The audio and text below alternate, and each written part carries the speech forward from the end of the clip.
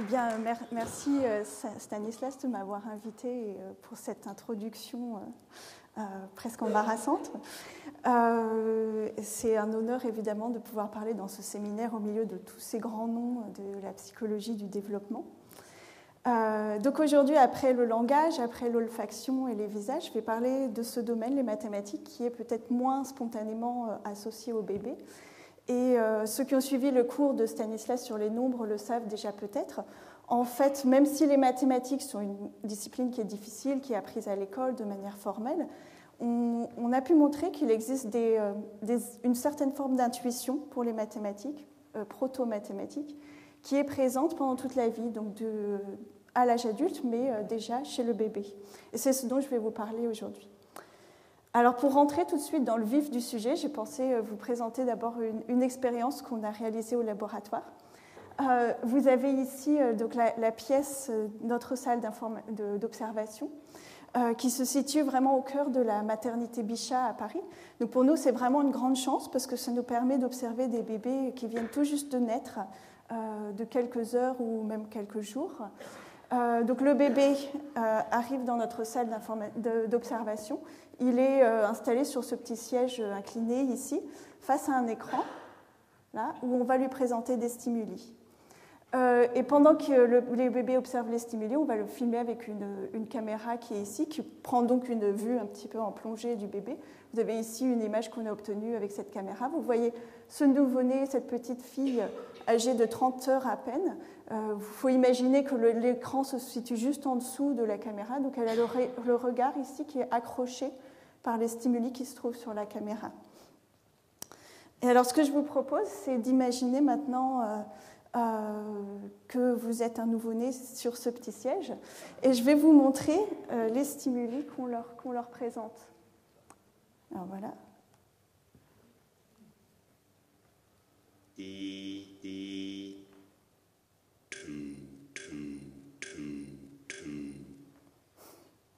Ra, ra, ra, ra.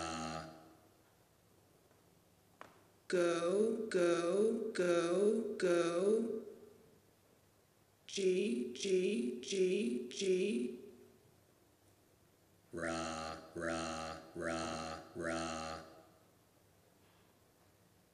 Two, two, two, two. D, D, D, D. Two, two, two, two. D, D, D, D. Bon, je ne vais peut-être pas passer le film en entier.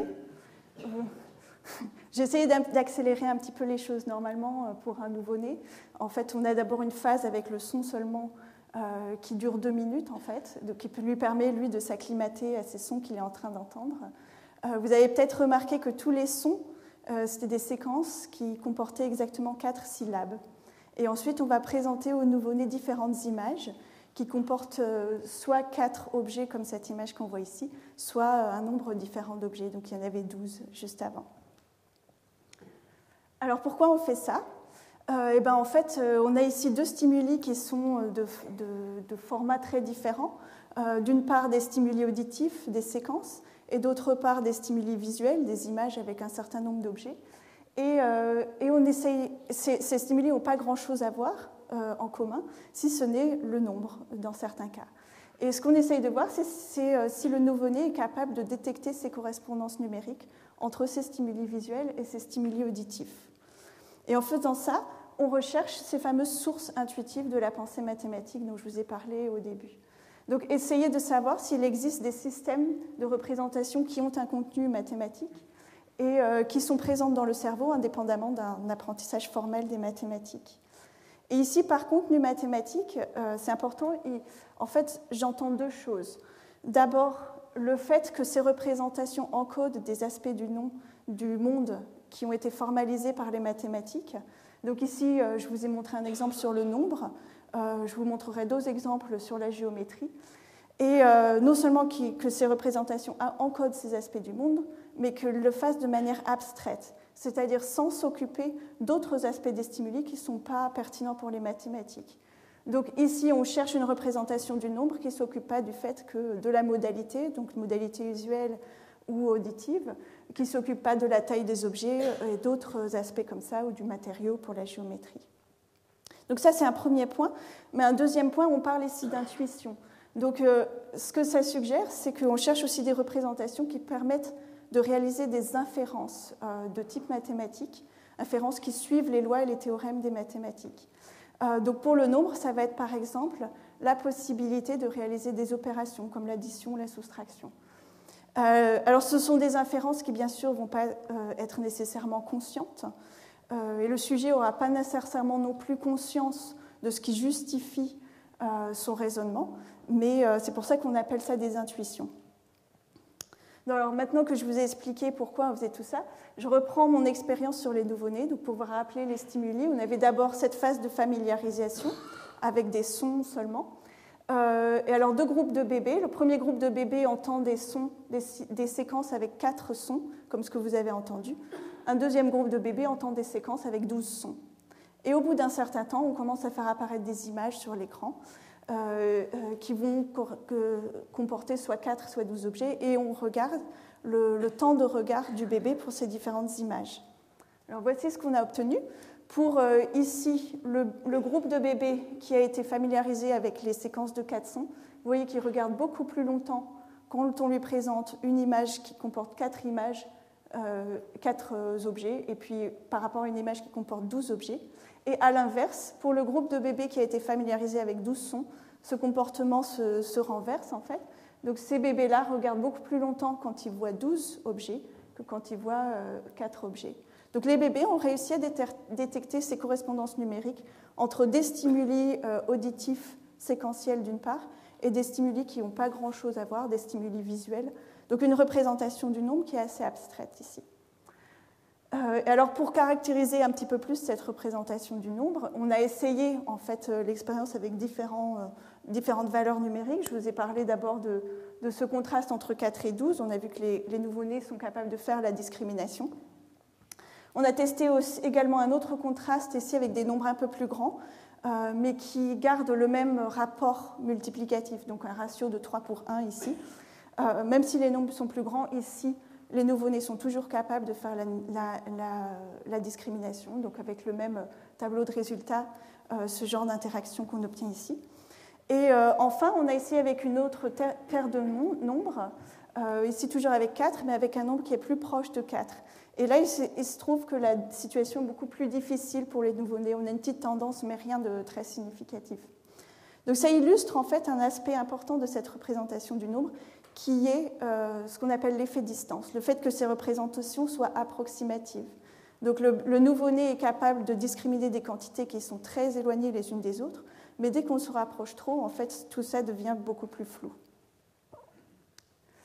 Alors, ce que je vous ai dit, c'est qu'on s'intéresse non seulement à la représentation, à la capacité de percevoir des nombres, mais aussi à la capacité de réaliser des inférences sur les nombres. Donc, je vais vous présenter ici un certain nombre d'expériences qui ont montré que les bébés sont sensibles, sont capables d'inférer certaines propriétés du nombre. Alors, la première propriété à laquelle on peut penser, c'est la relation d'ordre, le fait que non seulement les nombres peuvent être égaux ou inégaux, mais ils peuvent être plus grands ou plus petits les uns que les autres. Alors voici une expérience qui a été réalisée avec une équipe avec Lola de Evia, où ce qu'on fait, c'est donc un paradigme d'habituation.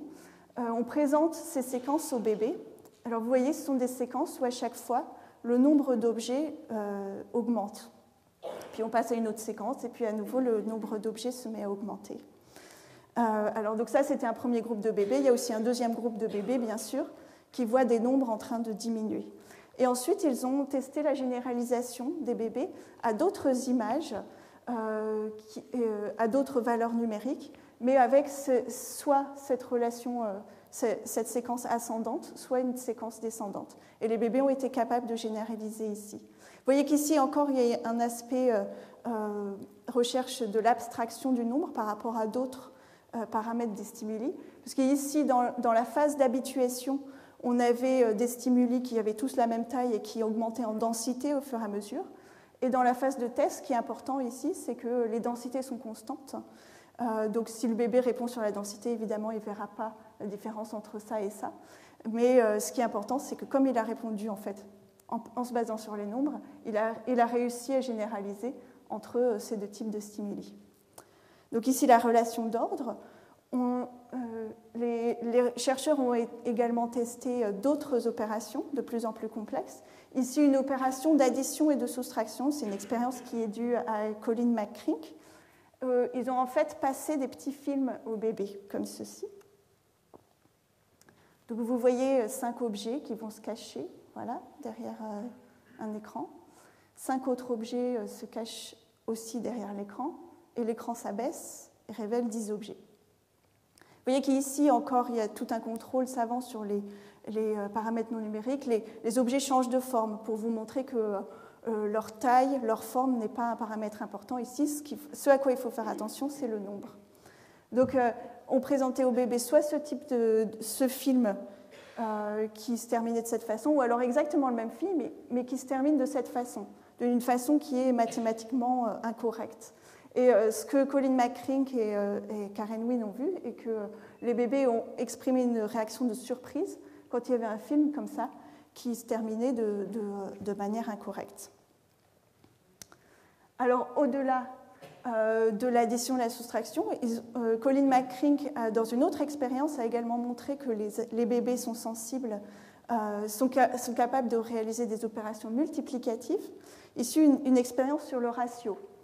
Dans les premiers stimuli, vous voyez ici, vous avez des objets bleus, des objets jaunes. Le nombre absolu d'objets bleus, d'objets jaunes varie, mais il y a une constante dans tous ces stimuli qui est qu'il y a toujours 2 fois plus d'objets bleus que d'objets jaunes.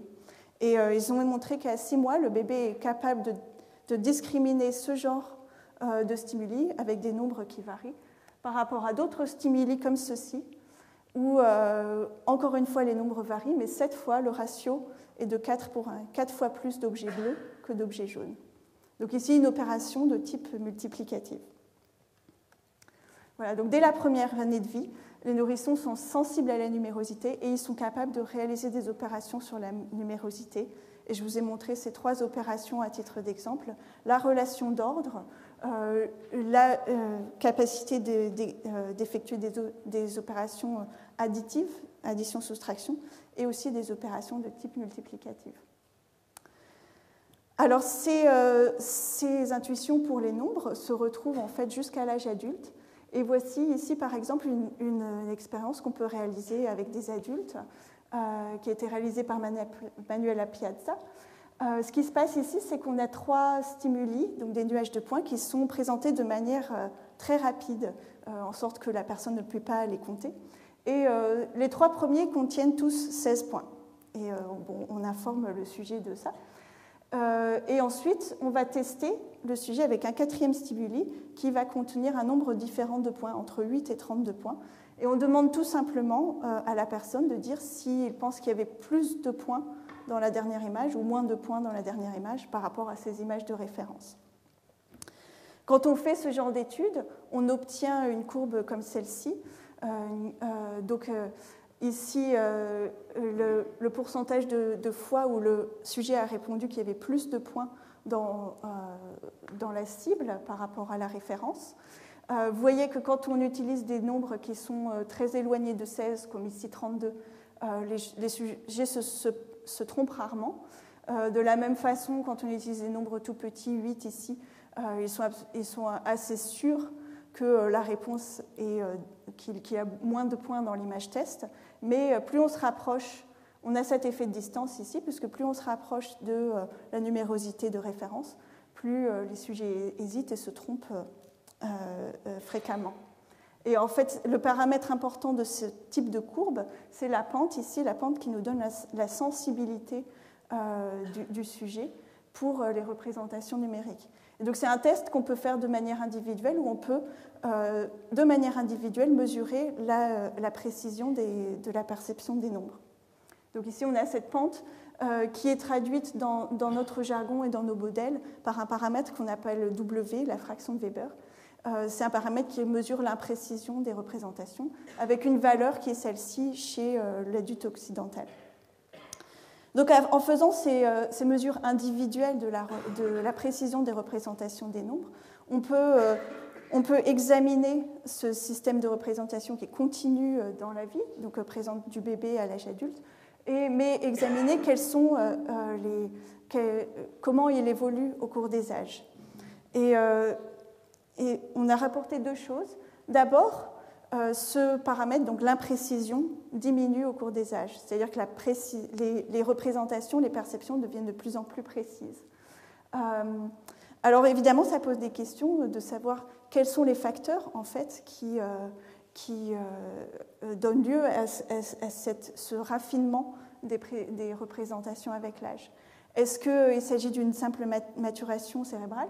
Quel peut être le rôle de l'expérience, par exemple, dans ce raffinement ? Et en particulier, est-ce que l'expérience avec les mathématiques formelles peut jouer un rôle dans ce phénomène de raffinement ?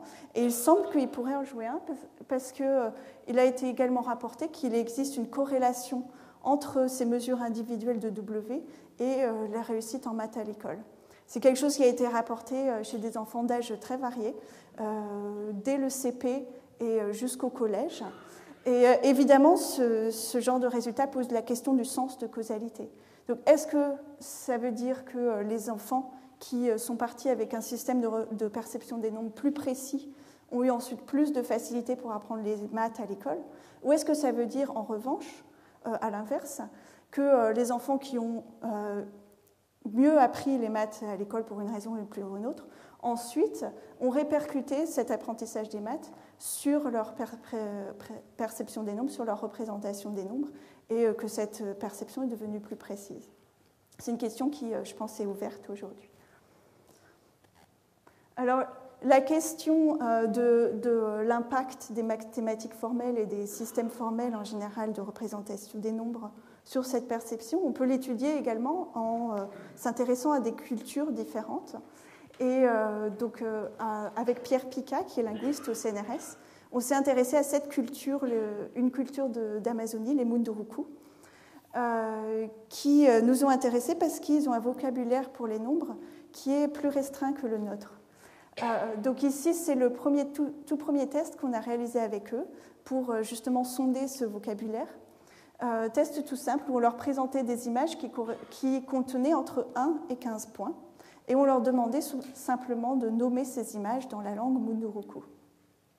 Et vous voyez que quand on fait ça, on a vu qu'il existait des nombres, des mots stables pour désigner les quantités 1, 2, 3, 4. Donc ici, la courbe blanc, le mot pangma s'applique à un objet et plus trop quand on a plus d'un objet. Pareil, un mot pour 2, 3, 4.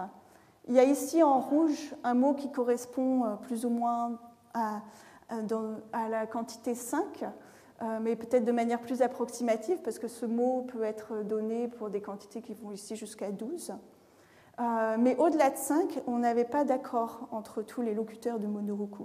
C'est-à-dire que certains allaient utiliser des expressions idiosyncratiques, mais ce qu'on voyait le plus fréquemment, en fait, c'est que les personnes utilisaient des adverbes imprécis, approximatifs, comme des mots qui voulaient dire quelques-uns ou beaucoup. Donc on peut se demander si les Munduruku n'ont pas de mots dans leur vocabulaire pour exprimer les quantités au-delà de 5, est-ce qu'ils sont néanmoins capables de percevoir les quantités au-delà de 5 ? Alors, on a réalisé plusieurs tâches avec eux. Ici, une tâche de comparaison qui est analogue à la tâche que je vous ai montrée avant. Tout simplement, on leur présente 2 nuages de points, on leur demande où est-ce qu'il y en a le plus. Ici, une tâche un peu plus complexe d'addition mentale et de comparaison. Donc ici, ce qui se passe, c'est qu'on a un premier nuage de points qui tombe dans cette boîte de conserve ici. Ensuite, on voit un deuxième nuage de points qui tombe et s'additionne au premier. Donc le sujet doit faire une addition mentale sur ces 2 nuages. Et on lui donne un troisième nuage de points qui lui reste à côté de la boîte. Et la question, évidemment, c'est est-ce qu'il y a plus de points dans la boîte ou à côté de la boîte ? Alors dans les 2 cas, dans ces 2 tâches, on a fait varier le ratio entre les 2 quantités à comparer pour changer le niveau de difficulté de la tâche. Et alors, les données qu'on obtient, ici en noir les Munduruku et en bleu un groupe de contrôle français d'âge un petit peu équivalent, vous voyez que quand on a des ratios qui sont très élevés ici. Pour les deux groupes, la tâche est assez facile. Et puis apparaît cet effet de distance, à savoir que plus les ratios se rapprochent de 1, plus la tâche devient difficile. Et ici, vous avez à la fois les symboles, les petits ronds, les petits triangles, sont les données expérimentales, et le tracé, en fait, vient d'un modèle de la représentation des numérosités qui a été développé à la base sur des données d'adultes occidentales et qui s'adapte aussi très très bien aux données des Munduruku. Donc ici, même si leur lexique ne leur permet pas de dénommer ces quantités, les Munduruku sont tout à fait capables de percevoir et de réaliser des calculs sur ces quantités, qui sont situées au-delà de leur lexique numérique. Alors plus récemment, on a voulu aller plus loin avec les Munduruku, parce que je vous ai parlé de ce test qui permettait de mesurer de manière fine et individuelle la précision de la représentation des nombres. Donc on leur a fait passer un test équivalent à ce test de référence à 16 dont je vous parlais avant, pour mesurer la fameuse fraction de Weber, ce paramètre de mesure de la précision chez des Munduruku. Alors chez les adultes Munduruku, en fait, il y a quelques dizaines d'années, l'école n'était pas obligatoire chez les Munduruku. Donc on trouve des adultes qui ont été à l'école, qui ont été scolarisés parfois jusqu'à un niveau assez élevé. Et on trouve également des adultes qui n'ont jamais été scolarisés. Donc en faisant ces deux groupes de personnes, on a voulu voir si la scolarisation avait un effet sur la précision des représentations des nombres. Et c'est ce qu'on a obtenu. Ici, vous voyez donc les courbes du style de ce que je vous montrais avant. Vous voyez que la pente chez les adultes non scolarisés est beaucoup plus douce que la pente chez les adultes scolarisés. Cela se traduit sur la mesure de la fraction de Weber. En fait, chez les Munduruku scolarisés, la fraction de Weber est tout à fait équivalente à celle qu'on peut mesurer chez les adultes occidentaux. Et on peut aller encore plus loin, parce que en regardant les effets du cursus, en fonction du niveau de scolarisation qui a été donné à chacun, donc dans le cursus des Munduruku, dans les deux premiers niveaux, en fait, ça se concentre principalement sur la lecture, et l'arithmétique, les nombres, sont introduits qu'au troisième niveau.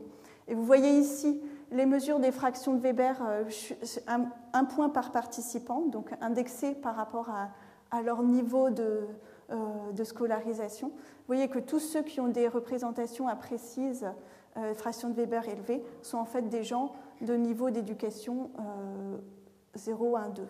Donc à partir du moment du troisième niveau ici, où les gens ont reçu une éducation en mathématiques, c'est vraiment à ce moment-là que la précision des nombres semble augmenter.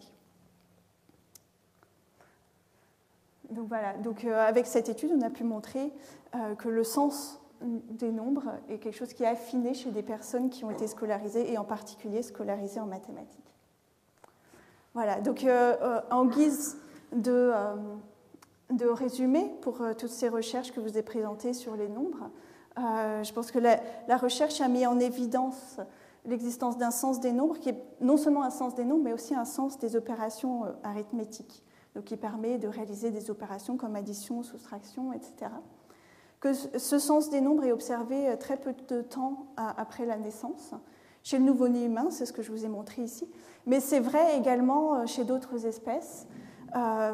Des tests qui ont été réalisés par exemple chez le poussin, juste après l'éclosion de l'œuf, ou chez les petits poissons, pareil, juste dans les premiers jours de vie. Et chez ces espèces aussi, on voit une discrimination des nombres dès les premières heures, dès les premiers jours de vie. Et donc le sens des nombres est observé très peu de temps à la naissance, est présent jusqu'à l'âge adulte, et ce, dans des cultures qui sont radicalement différentes. Il s'affine néanmoins avec l'âge. Il semble entrer en jeu dans l'apprentissage des mathématiques d'une façon qui reste encore, je pense, à élucider. Et il est en retour également affiné par cet apprentissage. Alors, ce qui m'a intéressée en fait dans ces recherches, quand j'ai commencé à m'engager dans cette voie, c'est que je pense qu'on peut toucher à des questions d'ordre philosophique et peut-être amener des éléments de réponse. Et bon, ce que Stan n'a pas dit, c'est que j'étais musicienne, mais j'étais aussi passionnée par les maths avant de venir vers lui.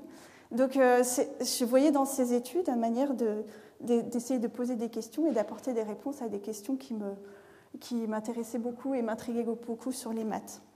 Donc ce qu'on suggère, par exemple, avec ces études, à la question de savoir comment caractériser l'objet des mathématiques, on va répondre que peut-être les mathématiques sont une formalisation inspirée de ces inférences intuitives, ces inférences qu'on appelle core knowledge dans notre jargon de psychologue du développement. Et ce sont des inférences pour lesquelles notre cerveau a été préparé. Et il a été préparé par le système d'évolution, parce que ces inférences, en fait, nous permettent de décrire de manière adéquate le monde dans lequel nous vivons. Et alors, du coup, si on prend ce point de vue centré sur l'évolution, ça permet d'expliquer en particulier l'applicabilité des mathématiques au monde physique. Parce que si ces intuitions ont été sélectionnées pour justement pouvoir prédire le monde qui nous entoure de manière adéquate, en fait, les mathématiques héritent de cet aspect de ces intuitions et permettent également de prédire le monde qui nous entoure. Alors, je pense qu'il y a une autre question qui est intéressante sur laquelle on peut réfléchir, en particulier à la lumière du cours de cette année sur les inférences bayésiennes. Pourquoi donc avons-nous le sentiment que les mathématiques sont nécessairement vraies ?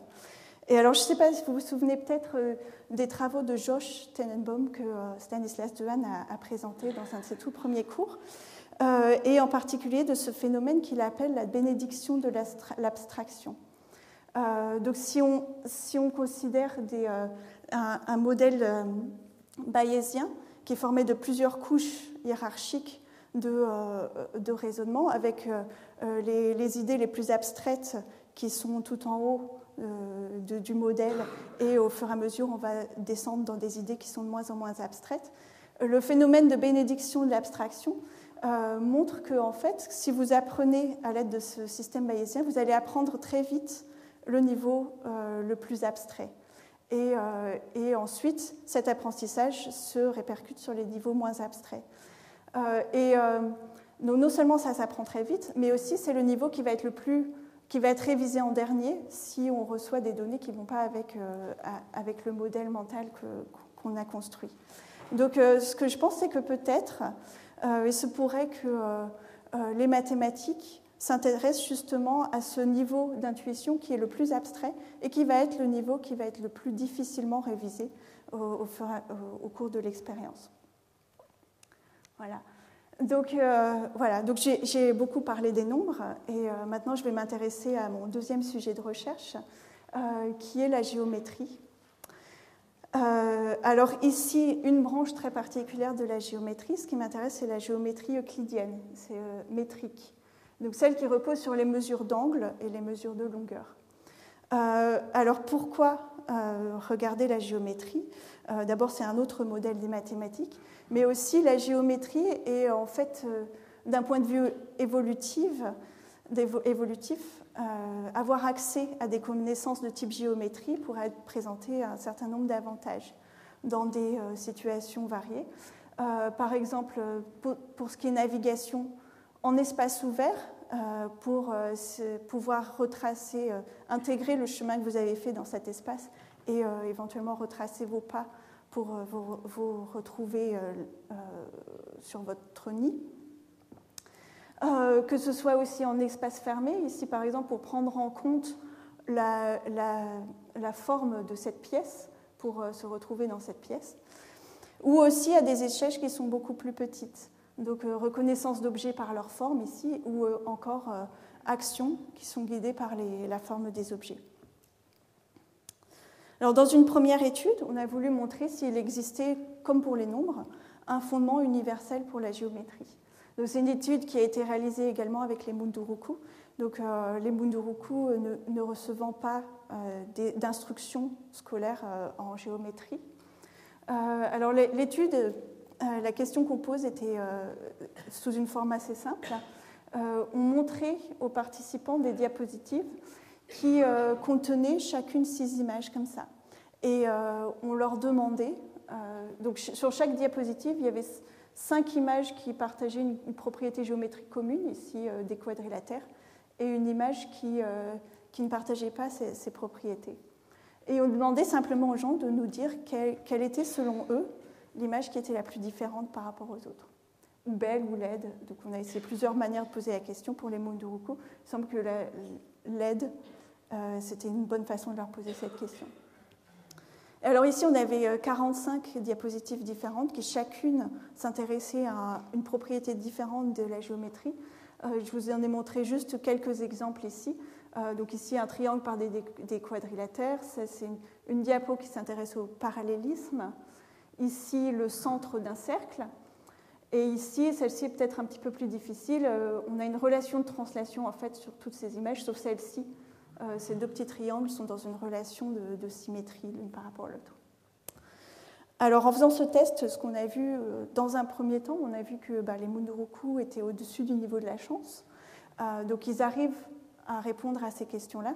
Mais ce qui est plus important encore, c'est qu'on avait une corrélation entre la performance des participants Munduruku et des participants des États-Unis.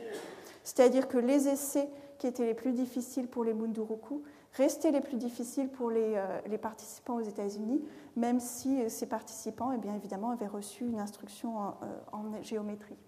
Je vous montre les données ici. Vous avez un petit point pour chaque essai qu'on a réalisé. Chez des enfants et chez des adultes, on compare ici les données Munduruku en abscisse et les données des États-Unis en ordonnée. Et vous voyez que c'est vraiment flagrant chez les enfants. Les essais qui sont les plus faciles pour les Munduruku sont aussi les plus faciles pour les enfants états-uniens.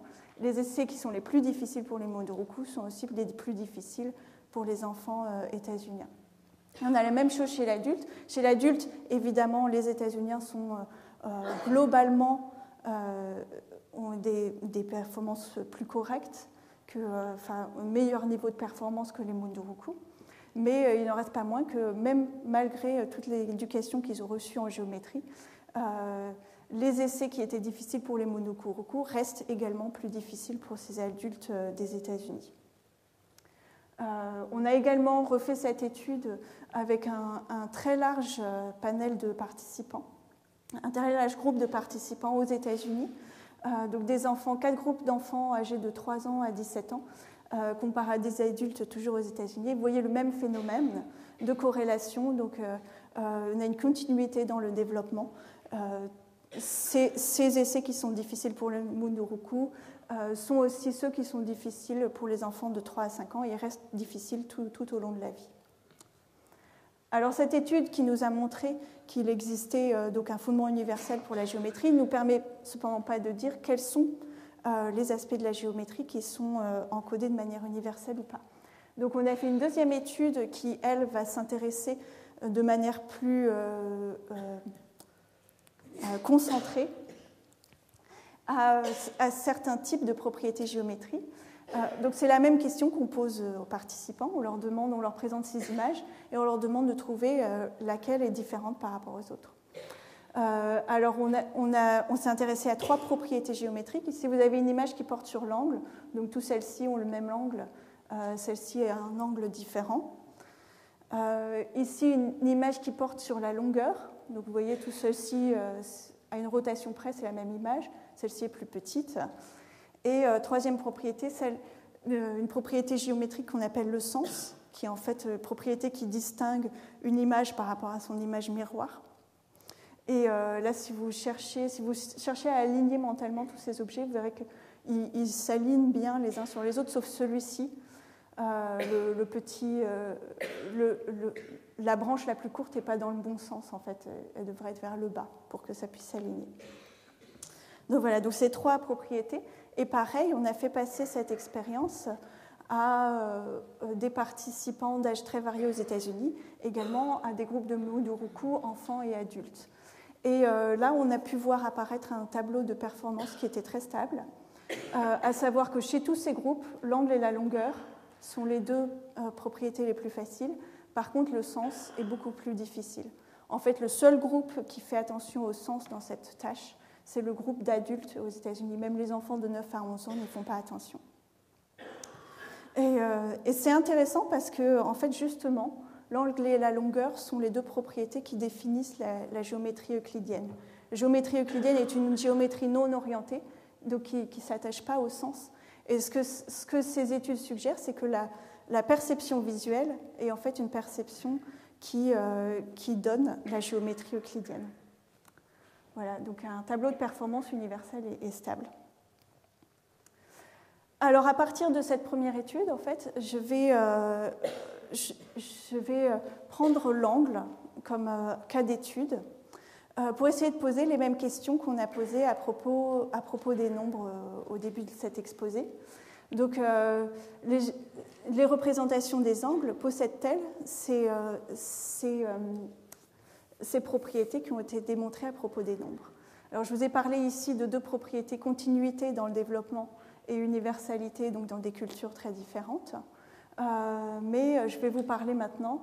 On peut se poser la question si le bébé perçoit les angles de manière très précoce, si cette représentation des angles est abstraite, donc par rapport au format des stimuli, et est-ce que les bébés, les jeunes enfants, ont la possibilité de réaliser des inférences, donc des calculs sur les angles.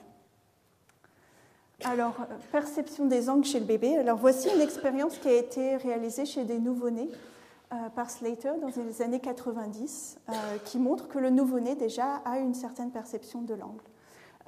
Donc, ce qu'il faisait, c'est qu'il commençait par familiariser le nouveau-né avec des images, comme ça, avec un angle constant, qui est présenté dans différentes orientations. Et ensuite, on avait une deuxième phase de test, où on présentait ce même angle dans une orientation qui est nouvelle par rapport à celle-ci et contrasté par rapport à un autre angle. Et les nouveau-nés, donc quelques jours de vie seulement, ont été capables de généraliser ces angles qu'ils ont vus en familiarisation par rapport à ce nouvel angle. Donc on a une perception des angles. Évidemment, c'est une expérience ici qui présente un faible taux d'invariance, parce que tout ce qui varie ici, c'est juste l'orientation, mais c'est déjà à mon début. Voici par contre une autre expérience qui a été réalisée par Arlette Streri au laboratoire, où là on se situe à un niveau d'abstraction beaucoup plus grand, où en fait elle a montré que les bébés étaient capables de repérer des correspondances de forme entre la modalité tactile et la modalité visuelle. Donc le bébé était d'abord familiarisé dans la modalité tactile, on lui donne à saisir un de ces deux objets, soit un cylindre ici, soit un prisme ici avec une section triangulaire. Et dans une deuxième phase, on lui demande de reconnaître cet objet dans la modalité visuelle. Donc ici, vous avez les deux objets qui sont situés de part et d'autre. Et on laisse le bébé choisir de regarder plutôt cet objet ou plutôt cet objet. Donc ici, on démontre que les bébés sont sensibles à l'angle. Alors, ce n'est pas le même angle qu'au-dessus ici, il s'agissait de la mesure de l'angle. Donc un angle de mesure 45, par exemple, par rapport à un angle de mesure 135. Ici, on ne peut pas prétendre que le bébé ait mesuré l'angle sur ce prisme, mais ce qu'il a pu discriminer, c'est une forme angulaire par rapport à une forme lisse, un angle par rapport à une courbe. Donc c'est une propriété d'une géométrie qui n'est pas nécessairement euclidienne, peut-être une géométrie projective, mais tout de même une propriété de géométrie. Alors, existe-t-il des représentations abstraites de la mesure de l'angle? Alors, voici une tâche où on a posé cette question, où ici, le degré d'abstraction, c'est entre des stimuli qui sont en 2 dimensions, donc des dessins sur une feuille, par rapport à des stimuli qui sont en 3 dimensions, donc dans l'environnement. Il s'agit d'une tâche de lecture de cartes. Donc cette tâche a été réalisée par les Munduruku. Vous avez ici vous voyez sur la photo, trois boîtes de conserve qui sont disposées dans l'environnement et qui forment une figure géométrique comme celle-ci. Et ce qu'on fait, c'est qu'on montre aux participants une carte, donc évidemment une feuille de papier sur laquelle sont dessinés des symboles qui réfèrent à ces trois boîtes de conserve, et qui reproduisent les propriétés géométriques de cette figure formée par les boîtes ici. Et donc on regarde si le participant est capable de généraliser les propriétés géométriques de cette carte aux propriétés géométriques de son environnement. Alors ça a été réalisé chez les Munduruku, ensuite appliqué à des enfants d'âge préscolaire aux États-Unis, avec deux types de figures, soit des figures comme ça avec un élément qui était différent, qui pouvait servir d'indice pour aider la mise en correspondance de ces deux stimuli, soit des figures comme ceci, où tous les éléments sont identiques. Donc le seul type d'indice qui permet de retrouver la correspondance, ici, c'est la géométrie. Et en fait, il se trouve que les Munduruku, ces jeunes enfants, sont tout à fait capables de réaliser cette tâche. Vous avez ici les pourcentages corrects pour ces différentes situations dans lesquelles on les a plongés. Le niveau de la chance, c'est 1 sur 3, donc 33%, et dans tous ces cas, les Munduruku, les jeunes enfants, sont au-dessus du niveau de la chance. Donc les Munduruku, comme les jeunes enfants, sont capables de détecter des correspondances géométriques entre des stimuli 2D, géométriques métriques entre une carte 2D et un arrangement en 3D. Mais évidemment, donc je reviens à mon exemple qui était celui de l'angle. Ici, on ne sait pas s'ils ont vraiment détecté les correspondances en angle. Parce qu'à chaque fois qu'il y avait un angle qui variait, dans ce type de présentation, en fait, dès qu'un angle varie, automatiquement, la longueur va varier en même temps. Donc on ne sait pas si les gens, pour résoudre la tâche, ont plutôt fait attention à la longueur ou aux angles. Donc pour répondre à cette question, on a développé une variante de cette tâche de lecture d'angle, de lecture de carte, qui est une lecture de carte fragmentée. Donc le principe est à peu près le même. On a ici dans l'environnement un grand triangle et on va placer deux pots dans deux des coins du triangle, donc ici et ici. La tâche de l'enfant, c'est d'aller disposer un jouet, donc cette petite grenouille-là, sur un des deux pots qu'on va lui indiquer, et on va le lui indiquer en se servant d'une carte. Alors, dans certains essais, on se sert de la carte entière, donc c'est une situation analogue à la situation que je vous ai montrée juste avant. Mais dans d'autres essais, qui sont les essais cruciaux, au lieu de montrer la carte en entier, on va d'abord la découper comme ça autour des coins, découper autour de ce coin-là et découper autour de ce coin-là, pour montrer simplement ces deux fragments et indiquer à l'enfant où se rendre à l'aide simplement de ces deux fragments. Donc ici, on a isolé l'information d'angle par rapport aux autres informations qui étaient dans la carte. Il n'y a plus d'information de longueur ici. Alors, on a réalisé cette tâche avec deux groupes d'enfants. Ici, un groupe d'enfants qui vont sur leurs 4 ans et demi. Vous voyez les performances pour la carte en entier. Donc, on réplique l'étude précédente. Ils sont capables de lire cette carte, mais ils sont également capables de lire ces fragments. Donc, à 4 ans et demi, il y a une représentation abstraite de l'angle, angle entre ces surfaces ici et angle dessiné sur une feuille ici. Alors, on avait aussi un groupe plus jeune d'enfants qui, eux, viennent d'avoir leurs 4 ans. Et en fait, les résultats sont contrastés par rapport au premier groupe. Sur la carte en entier, ils y arrivent, mais ils n'utilisent pas les indices d'angle. Quand on leur présente les fragments avec seulement l'angle, là, ils n'arrivent pas à résoudre cette tâche.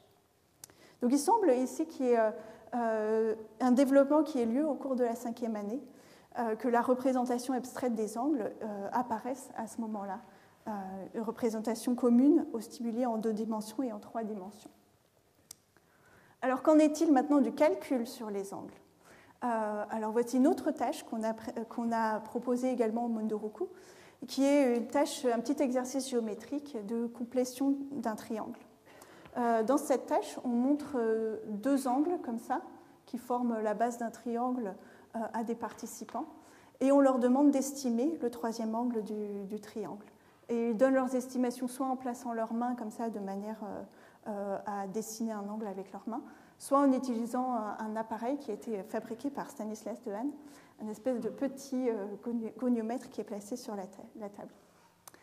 Alors, d'un point de vue formel, cette tâche revient à avoir un triangle comme ça, où on donne les 2 angles à la base alpha et bêta, et on donne la longueur de la base C. Et donc, il faut retrouver le 3e angle qui est gamma. Alors, on a posé la tâche dans deux environnements. Ici, une figure qui est plane, ici, une figure qui est dessinée sur une sphère.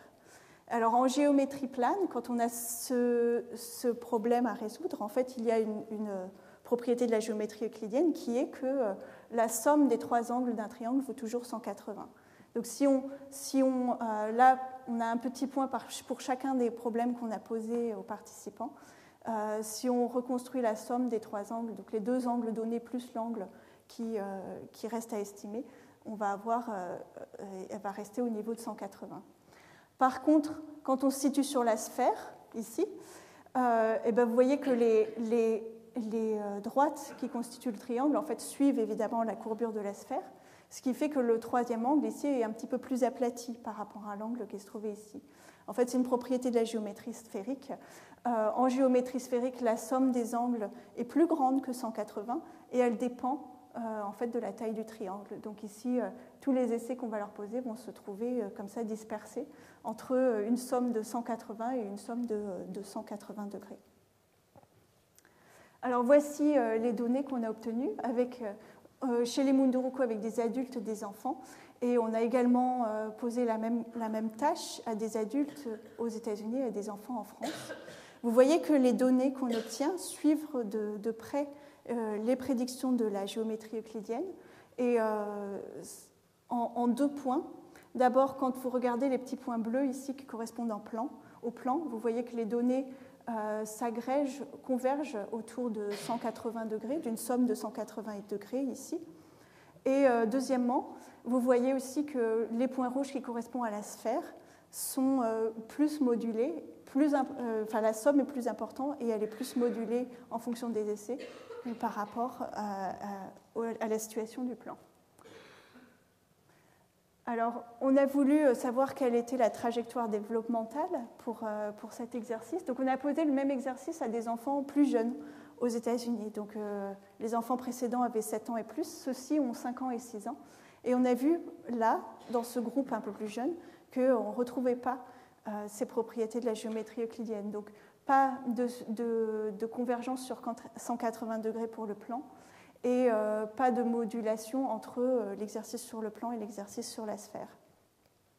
Alors, les enfants ont des réponses qui ne sont pas justes du point de vue de la théorie euclidienne, mais on ne peut pas pour autant dire qu'ils ont fait n'importe quoi, parce qu'en fait, ils ont appliqué une heuristique très précise, qui est que quand on leur donnait ce triangle comme ça, avec l'angle gamma à estimer, au lieu d'utiliser les angles alpha et bêta comme le prédit la théorie euclidienne, ils ont tout simplement utilisé cette longueur ici. C'est-à-dire, plus la longueur est très grande, plus il me donnait un angle qui était important, plus la longueur était petite, plus il me donnait un angle qui était petit.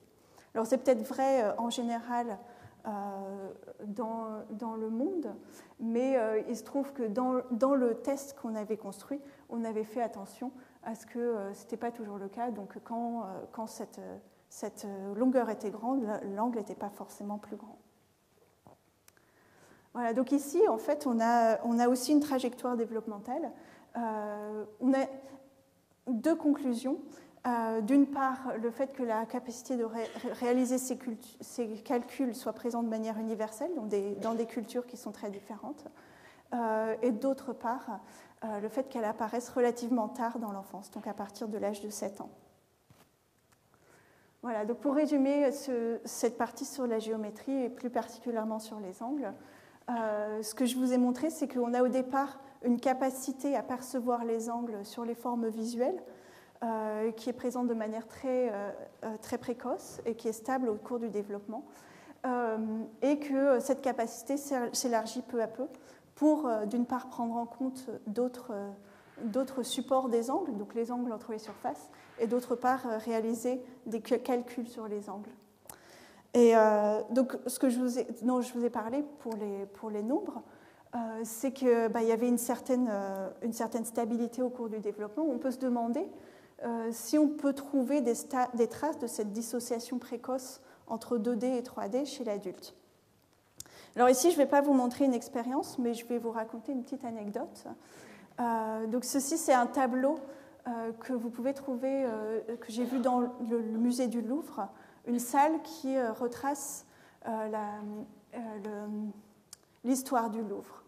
Et alors vous savez peut-être que originellement, en fait, le Louvre c'était 2 bâtiments.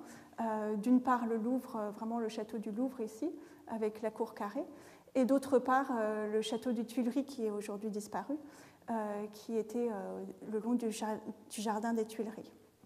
Et très vite, l'idée a émergé de rejoindre ces 2 bâtiments. Donc il y a un premier mur qui a été construit ici sous Henri IV, qui rejoignait les bâtiments d'un côté. Et ensuite, sous Napoléon, le projet a été repris pour rejoindre le Louvre et les Tuileries de l'autre côté. Et alors ici, vous avez un exemple de plusieurs projets qui ont été proposés par des architectes. Et vous voyez peut-être qu'il y a un problème qui se posait à ces architectes, qui les chagrinait beaucoup, qui était que en fait, le Louvre et les Tuileries n'étaient pas bien alignés. Donc les Tuileries sont un petit peu pas tout à fait horizontales sur ce schéma. Et donc les architectes ont proposé tout un ensemble de projets pour un petit peu réussir à gommer ce côté ingrat du manque d'alignement. Donc on a des projets qui ici utilisent des courbes pour masquer la perception des angles. Vous avez ici un projet qui introduit un mur d'épaisseur variable pour rétablir le parallélisme. Ici un autre projet où on a un mur qui n'est pas droit, qui est cassé en 2, donc vertical ici et puis un petit peu oblique ici. Donc tout un tas de projets pour masquer cet angle disgracieux ici sur ce côté, qui n'est pas un angle droit. Bon, il se trouve que Napoléon, en fait, ça l'intéressait pas tant que ça. Tout ce qu'il voulait, c'était une grande cour pour faire des manœuvres militaires. Et donc le projet qui a été retenu, en fait, ne masque pas du tout l'angle. Et donc moi, j'ai été assez surprise en voyant ça parce que je passe quand même assez souvent sous le Louvre et je n'avais jamais remarqué. Donc en sortant du musée, je suis allée voir cet angle. Ça se voit quand on le sait. Ça ne se voit pas sur la photo ici. Mais c'est beaucoup moins flagrant que ce qu'on voit sur ce genre de schéma. Donc je me demande si ici on a une illustration de ce cas de dissociation entre la perception de l'angle en 2 dimensions et l'angle en 3 dimensions chez l'adulte. Voilà, donc je vous remercie d'avoir écouté. Je remercie toutes les personnes qui ont participé à ces recherches, celles qui m'ont aidé à faire cette présentation. Et évidemment, je remercie tous les participants, leurs familles et bien sûr toutes les personnes qui ont aidé ces recherches d'une façon ou d'une autre.